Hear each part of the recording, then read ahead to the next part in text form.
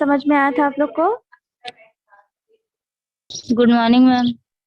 Good morning.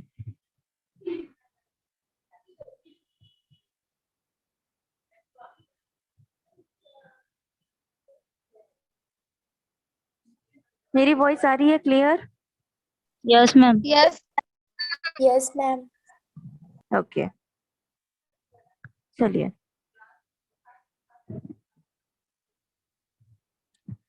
Protozoan, protist और protozoa. हमने last time life cycle of A cellular slim mode पढ़ा। Then आप लोग सेलुलर स्लिम मोड एंड एस्केरिसोमाइसिटीज ये आप लोग पढ़ लेंगे, ठीक है। आज हम लोग पढ़ेंगे प्रोटोजोन, प्रोटिस्ट और प्रोटोजोआ। जो प्रोटिस्ट होते हैं, जो प्रोटोजोन होते हैं, वो तीन नेम का होता है, उसके नेम होते हैं। एक तो हम उनको प्रोटोजोन बोलते हैं, सेकंड हम प्रोटिस्ट बोलते हैं, और third one is protozoa. Protozoa were treated as the first animal before the discoveries of bacteria and other monaras. Therefore, they are named as protozoa. Protozoan को फर्स्टली ट्रीटेड किसने किया था? First animal before the discoveries of bacteria and other monerans. जिसने भी Monera को discover किया, जिसने भी किंगडम मोनेरा बनाया, उसने प्रोटिस्टा को रखने से पहले क्या किया? प्रोटोजोआ का पूरा स्टडी किया। क्यों आपको प्रोटोजोन कैटेगरी में रखा जा रहा है? इसका ग्रीक वर्ड होता है प्रोटियोस। प्रोटीज मीन्स फर्स्ट, जोयन मीन्स एनिमल, वो एनिमल जिनको सबसे पहले देखा गया, वो जो फर्स्ट एनिमल थे। प्रोटो और जियंस मतलब एनिमल। एनिमल की कैटेगरी में जो सबसे पहले थे, अभी तक हमने क्या देखा? माइक्रो ऑर्गेनिजम्स की कैटेगरी में जो सबसे पहले थे वो थे मोनेरास, जैसे वायरस एंड बैक्टीरिया। अब यहाँ पर क्या है? एनिमल की कैटेगरी में जो सबसे पहले थे वो कौन थे? प्रोटोजोन। क्लियर है? Yes ma'am. It is the largest group which is included about 80,000 species. In this group, animals are cellular or multicellular heterotrophs. The term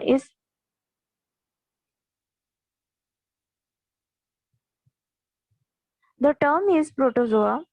The term is protozoan was coined by Goldfuss. किसने protozoa को first बताया था? Goldfuss in 1820. They are unicellular, highlight कर लो। They are unicellular even though they perform digestion, excretion and reproduction in uniform ways. Digestion, excretion, reproduction in uniform ways.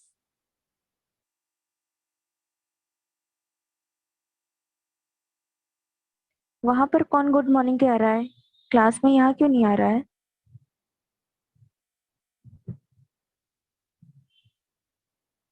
They are microscopic 0.001 mm to 5.0 mm. Solitary, parasite or symbiotic organism. Protoplasm of unicellular body is divided into ectoplasm and endoplasm. Microscope में अगर देखा जाए तो 0.001 mm to 5.0 mm मतलब बहुत ही minor से 5.0 mm तक की इसकी कैटेगरी डिवाइडेड है। और ये सॉलिटरी, पैरासाइट, सिम्बायोटिक ऑर्गेनिज्म है। सॉलिटरी का मतलब जो सॉइल में रहते हैं, पैरासाइट जो पैरासाइटिक है, और जो सिम्बायोटिक ऑर्गेनिज्म है वो। Okay. Protoplasm of unicellular body is divided into ectoplasm and endoplasm. Ecto और एंडो में ये डिफरेंस है कि वो एग और ओवरी जो है बनाती है और उसके थ्रू ही वो रिप्रोडक्शन करती है। Locomotion takes place by the pseudopodia, cilia, or flagella. In the protoplasm of unicellular body, various type of vacuoles are present like food vacuoles और contractile vacuoles. ये पूरा समझ जाएंगे आप लोग? और समझाऊं? नो मैम, समझ जाएंगे। समझ जाओगे? चलो।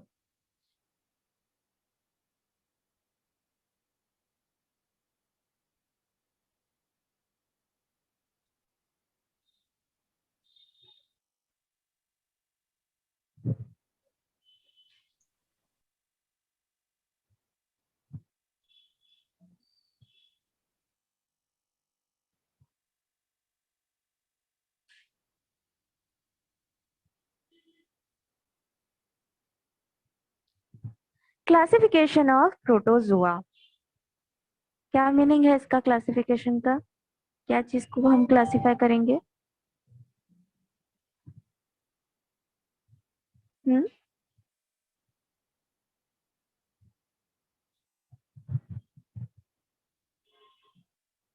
बताओ, क्या चीज को हम उनके क्लासिफाई कर रहे हैं? कैरेक्टर्स, उनके कैरेक्टर्स, उनके कैरेक्टर्स, उनके स्ट्रक्चर, वो कैसे फूड करते हैं, वो कौन सा रिप्रोडक्शन करते हैं, है ना? इस बेस पर हम उसे क्लासिफाई करेंगे। ओके, चलिए। In the 5 kingdom classification on the basis of locomotory organs and other character, it divided into 4 group. First is zooflagellate. First is zooflagellate. क्या मीनिंग है इसका zooflagellate का? Any idea?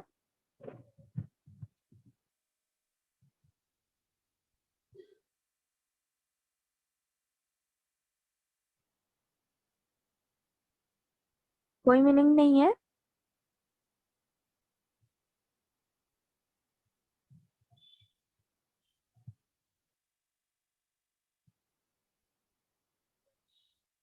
हम्म, इसका कोई मीनिंग नहीं है? मैम है ना। तो बोलो ना। मैम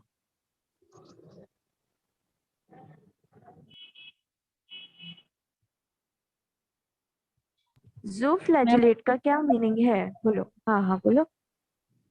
मैम पता नहीं, आप बता दीजिए। अच्छा, जू, जू का मतलब होता है जो जू स्पोर्स बनाते हैं या अपनी बॉडी के अंदर जू स्पोर प्रोड्यूस करते हैं। और फ्लैजिलेट मतलब ये फ्लैजिला के थ्रू या फ्लैजिलेट के थ्रू अपने आप को लोकोमोट करते हैं। क्योंकि फर्स्ट देखो, फर्स्ट लाइन में लिखा हुआ है ना, basis of locomotory organ and other character in a divided into 4 group. जो लोकोमेट्री के ऑर्गन्स हैं इनके, उसके बेसिस पर इनको किंगडम कैसे कैसे रखा गया है। जूफ्लैजिलेट फर्स्ट है, फर्स्ट क्लास है। One or more flagella are found for locomotion. इसके अंदर फ्लैजिला होता है जो कि इसके कहना चाहिए कि इसके लोकोमोटरी ऑर्गन होते हैं। ये लोकोमोटरी ऑर्गन इसको आगे बढ़ने में हेल्प करते हैं। May be the pseudopodia is present and may be not. कई ऐसे इसमें क्लासिफिकेशन के थ्रू बहुत सारे ग्रुप्स हैं, कई ऐसे एनिमल्स हैं जिसके अंदर स्यूडोपोडिया या तो प्रेजेंट होते हैं या तो नहीं होते हैं। मतलब किसी के में है, किसी के में नहीं है। जैसे फर्स्ट देखो आप, ट्रिप्नोसोमा। ट्रिप्नोसोमा देख रहे हो?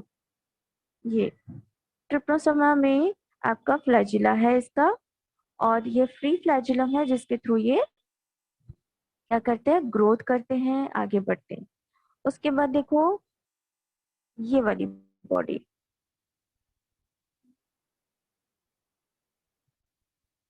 Trypanosoma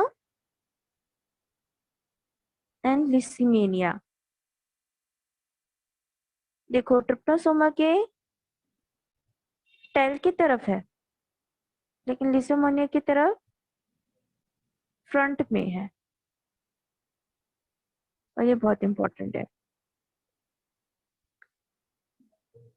the cell body has defined shape, has definite shape. definite shape. They are the free living, but sometimes are parasitic. Some flagellate may be symbiotic. Trichomorpha, it is the found is alimentary canal of some insect which is produce cellular enzyme and help in the digestive in the insect.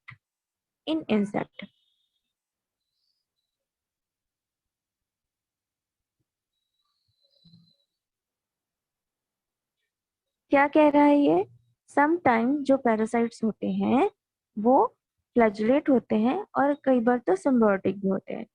ट्रिक्नोमाफा एक ऐसा example है जिसपे found है alimentary canal. जैसे हमारी body में digestive system है, हमारी बॉडी खाने को पचाती है, तो कुछ ऐसे कैरेक्टर्स हैं जो कुछ ऐसे प्रोटिस्टा है जिनके अंदर एलिमेंट्री कैनाल प्रेजेंट होते हैं of the some insect which produce cellulose enzyme and help in the digestion in insect.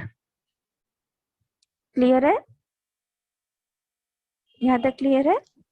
Yes ma'am. Yes, ma'am. They show heterotrophic nutrition by absorption or phagocytosis. Phagocytosis किसी को मालूम है बेटा phagocytosis?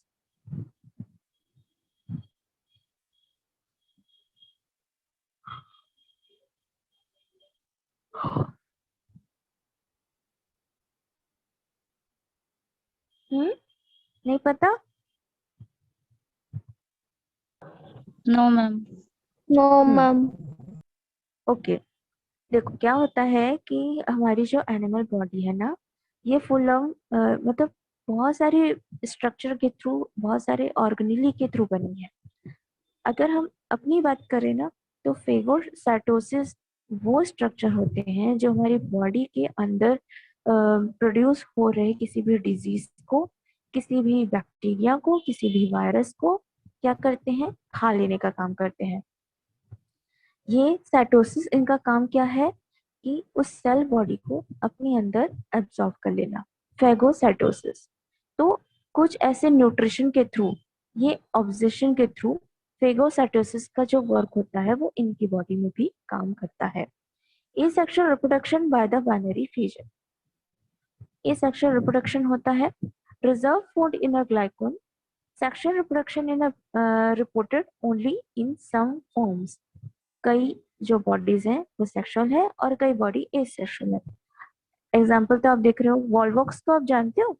किसी ने पढ़ा है वॉल्वॉक्स?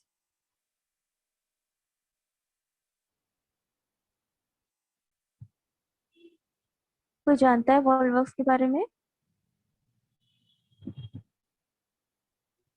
8th 9th की बुक में शायद होगा, पढ़े हो कभी?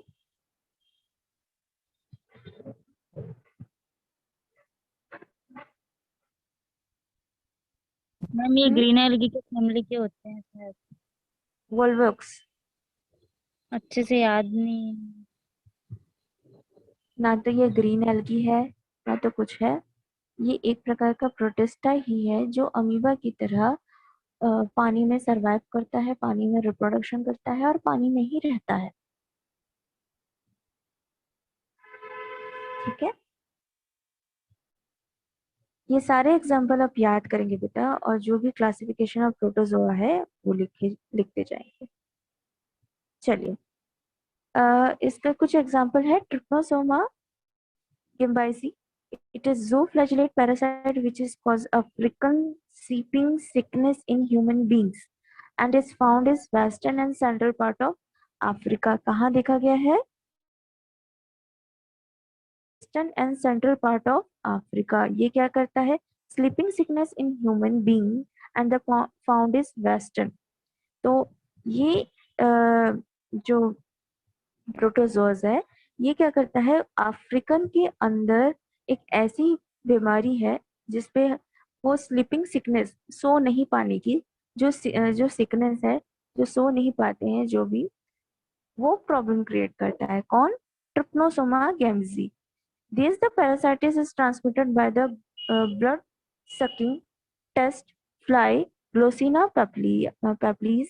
The reserve host is antelope. It is found in the blood and their alimentary canal of vertebrate. ये क्या करते हैं? कुछ ऐसे ट्रांसमिट करते हैं ब्लड सकिंग टेस्ट।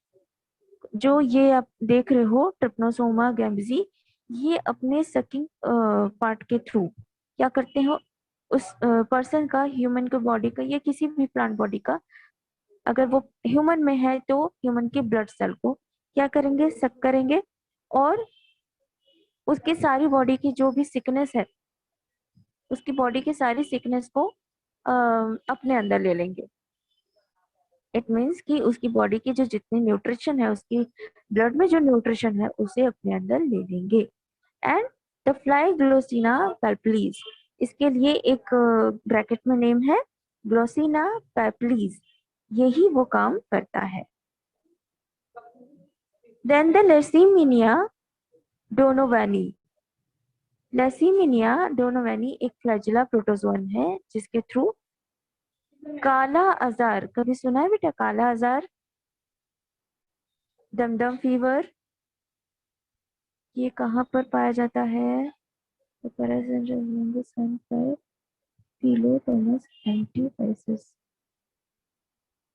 ये भी काफी हद तक अफ्रीका में ही देखा गया है, काला आजार और दमदम फीवर। ये एक तरह का पैरासाइटिक डिजीज होता है जिसके थ्रू ये पैरासाइट क्या करते हैं, डिजीज फॉर्म करते हैं। काला आजार में में भी जहाँ तक मैंने सुना था ब्लैक स्पॉटिंग ले आता है ये। और जो दमदम फीवर है इसके थ्रू सिर तक के फीवर हो जाती है, सिर में फीवर चढ़ जाती है, ब्रेन में। Trichomypha, it is a symbiotic and alive in alimentary canal of insect and help in the digestion of cellulose, and for that they get food material from host. इसके थ्रू अपने alimentary canal को ये food provide करते हैं। Class 2 is Sarcodinas। यहाँ तक clear है?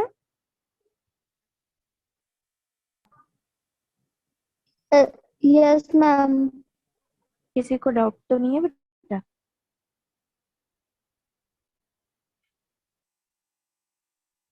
बोलो। No, ma'am.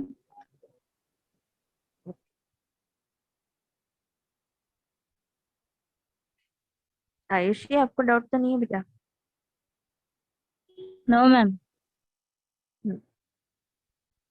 Generally, there are 5 living organisms। अभी तक के सबसे ज्यादा जो फेमस है, जो चर्चा का विषय है, बोलना चाहिए कि अमीबा को आपने क्लास 6, 7, 8, 9, 10 कोई भी क्लास में कहीं ना कहीं तो पढ़ा है ना। अमीबा को आप अच्छे से जानते हो, इसका स्ट्रक्चर और इसके सारे बेसिस आप जान चुके हो, ये कैसा रहता है, कहाँ रहता है, ये भी जानते होगे। तो अमीबा के बारे में जनरली देखते हैं कि ये फ्री लिविंग ऑर्गेनिज्म है। Locomotory by the means of pseudopodia, ये अपनी बॉडी को एक शेप देते हैं। जैसे कि आप देख रहे हो कि ये अमीबा एक फिश के जैसे स्ट्रक्चर में है। किस तरह से? फिश के स्ट्रक्चर में। ये फिश स्ट्रक्चर जो है ये इनको लोकोमोशन देता है। और आप देख रहे हो कि कुछ फिश की तरह स्ट्रक्चर है, मतलब अपने आप को ये फीडर्स की तरह यूज करते हैं। और ये फीडर्स उनके, या ये जो लेग है, जो लेग की तरह उनको उस फ्री लिविंग ऑर्गेनिज्म की तरह वो वहाँ पर लोकोमोशन करते हैं। Penicillin it is not found, but the some sarcodies sarcodians have the cilia all around the body in the form of membrane. Some are parasitic entamoeba histolica, which is found in the intestine of human beings.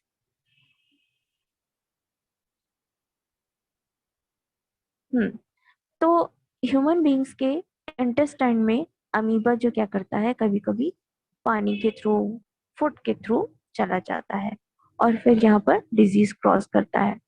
Asexual reproduction take place by the binary fission, multiple fission, budding and spores। क्या करते हैं asexual reproduction के through? ये multiple fusion का पता है क्या होता है? मल्टीपल फ्यूजन अभी तक तो बाइनरी पढ़ी, अब मल्टीपल बताओ।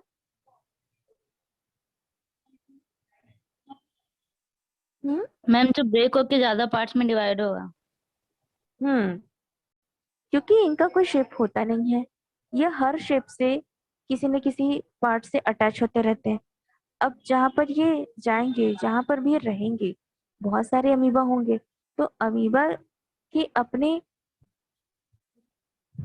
अमीबा का शेप जो है चेंज होता रहता है, ये कोई शेप नहीं रहता है। तो जहां जहां जिस जिस पार्ट पे ये अपने आप को शेप में बदलते जाएंगे, कई बार एक सेल से दो सेल, दो सेल से चार सेल, इस तरह से अपने आप को डिवाइड करते जाएंगे।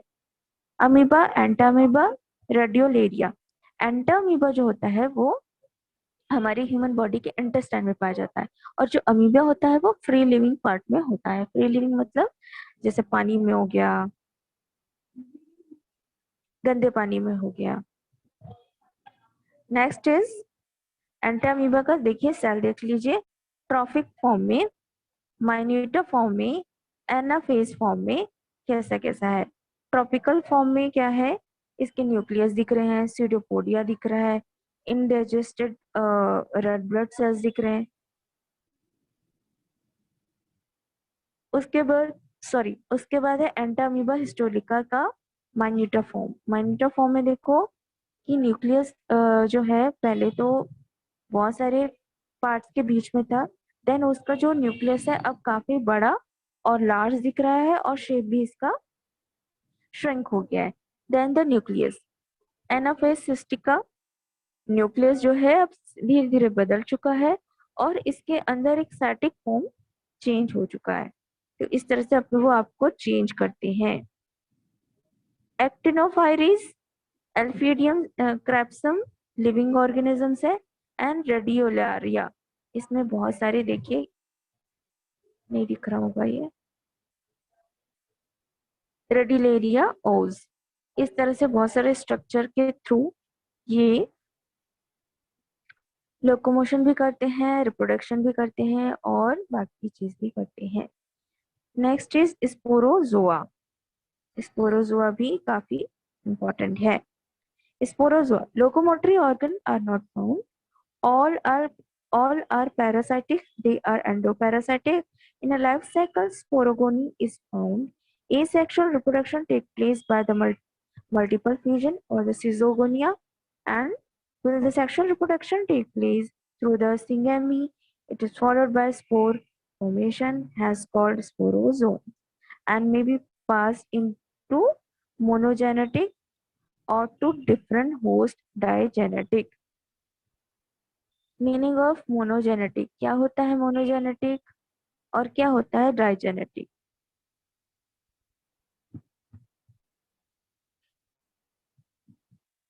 बताओ। मैम मोनोजेनेटिक जिसमें सिंगल जेनेटिक मटेरियल प्रेजेंट होगा। सिंगल, और वो सिंगल क्या होता है? जेनेटिक मटेरियल होगा। सिंगल, तो सिंगल मटेरियल क्या होता है?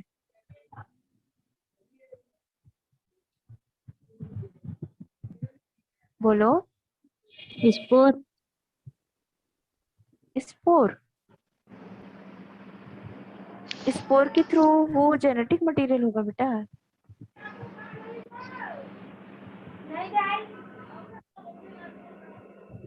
हम्म, बोलो।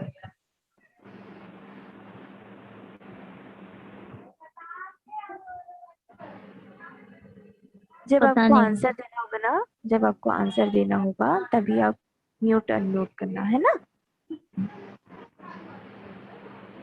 नहीं पता?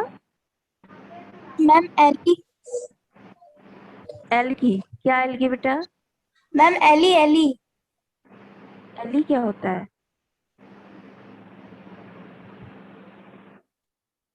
क्या होता है एली, बताओ मुझे। Ma'am allele, yes allele ma'am. नहीं होता बेटा, एलील होता है, देखो। एलील क्या होता है? एलील, हाँ बताओ मुझे, मैं तुम्हारे मुंह से सुनना चाहती हूँ।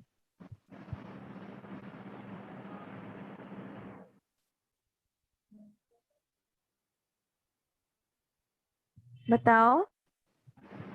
मैम एक या दो से ज्यादा फॉर्म ऑफ वो जीनस कहते हैं।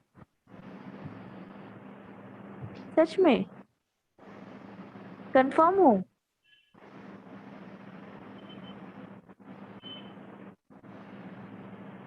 मैम नहीं पता था। तो फिर क्यों बोला बेटा एलील क्या होते हैं, एलील के बारे में क्यों बोला जब आपको पता नहीं था तो? हम्म?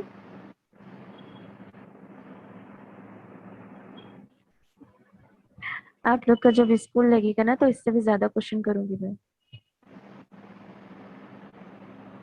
चलिए मे भी पास आप लोग इसे कल क्लास वर्क में लिख के लाओगे और मुझे बताओगे क्या है ये। नेक्स्ट पेज पढ़ते हैं।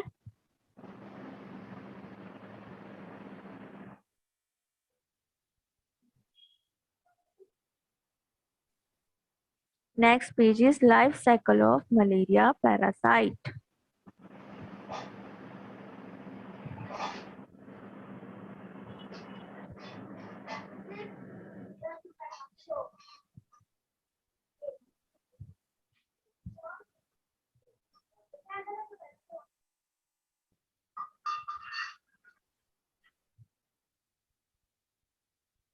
Life cycle of malaria parasite. Malaria के बारे में कितने लोग जानते हो? हम्म?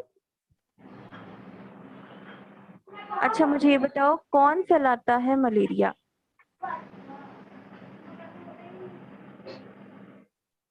हम्म? मलेरिया को कौन फैलाता है? मेरी वॉइस नहीं आ रही है?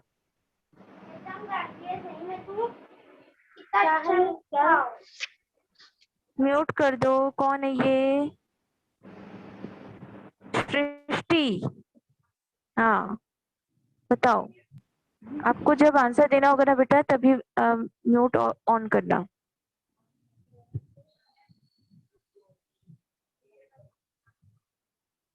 बताओ बताओ। मलेरिया कौन फैलाता है?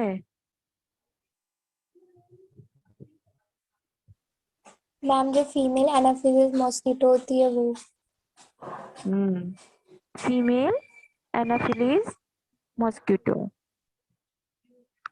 क्या है कि फीमेल ही फैलाती है? कुछ ऐसा कैरेक्टर होता है फीमेल मॉस्किटो में? कुछ ऐसा कैरेक्टर है जिससे वही फैलाती है? मैम क्योंकि उसमें एक पैरासाइट प्रेजेंट होता है, प्लाज्मोडियम। और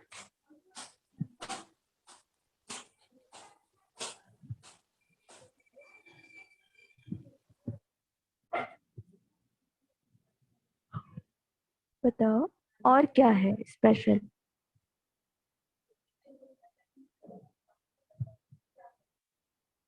जो मुझे सुनना है वही बोलना।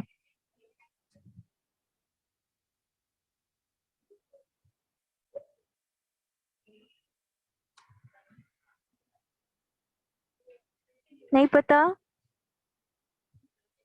हम्म? No ma'am. चलिए ठीक है।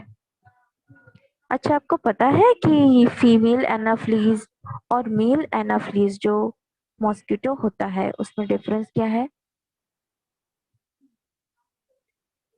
हम्म? फीमेल एनाफ्लीज और मेल एनाफ्लीज जो मॉस्किटो है उसमें क्या डिफरेंस है पता है?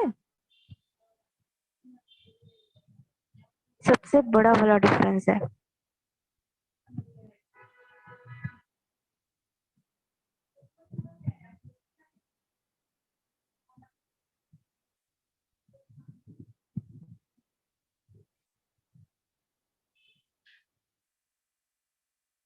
बोलो बेटा। नहीं पता? पता नहीं। पता नहीं। चलिए मैं बता देती हूँ कि फीमेल एनाफ्रीज मेल एनाफ्रीज से साइज में शेप में बड़ी होती है। उसके अंदर जो एक सकिंग स्पाइन होता है जिसके थ्रू वो मलेरिया को स्प्रेड करती है और वो स्पाइन हमारी बॉडी से निकलने वाले ब्लड को लेकर अपनी बॉडी के उस पैरासाइटिक चीज को ट्रांसफर करती है। सबसे basic difference spine. Female anaphase में होता है स्पाइन, जो अ, जो ब्लड को सक करता है, वो किसी और चीज को सक नहीं कर सकती है, वो सिर्फ ब्लड को सक करती है। और जो मेल मॉस्किटो होता है, वो उसके पास स्पाइन एब्सेंट होता है, जिसके थ्रू वो किसी भी फ्लावर का या किसी और दूसरे या पानी का या किसी भी मटेरियल को वो अपने बेसिस पर लेता है, क्योंकि उसके पास वो पार्ट नहीं होता है। बस मुझे यही सुनना था, स्पाइन मेन डिफरेंस। पता चला स्पाइन क्या होता है? हम्म, बताओ, पता चला अब? चलिए कल पढ़ते हैं इसे। हाँ, लाइफ साइकिल ऑफ मलेरिया कल पढ़ेंगे। लेफ्ट होते जाओ बेटा, और क्लास वर्क दे रही हूँ व्हाट्सएप में।